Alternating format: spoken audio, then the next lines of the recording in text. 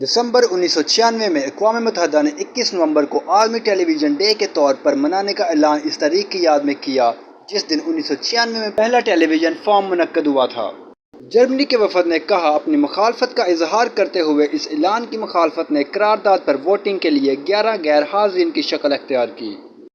اقوام متحدہ کے پہلے ہی 3 دن اسی طرح کے موضوعات پر مشتمل ہیں: عالمی یوم آزادی صحافت، عالمی telecommunication and information society day اور world development information day. Television معلومات کا صرف ایک ذریعہ ہے۔ ٹیلی ویژن ویڈیو کی کھپت کا واحد سب سے بڑا ذریعہ ہے، اگرچہ اسکرین کے سائز بدل گئے ہیں اور لوگ مختلف پلیٹ فارمز پر مواد تخلیق، پوسٹ، اسٹریم اور استعمال کرتے ہیں، لیکن دنیا بھر میں ٹیلی ویژن سیٹ والے گھرانوں کی تعداد میں مسلسل اضافہ ہو رہا ہے۔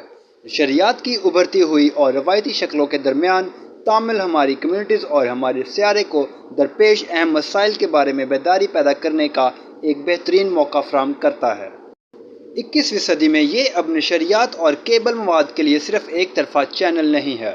جدید ٹیلی ویژن ملٹی میڈیا اور انٹریکٹیو مواد کی ایک وسیع رینج پیش کرتے ہیں، جیسے کہ ویڈیوز، موسیقی اور انٹرنیٹ براؤزنگ۔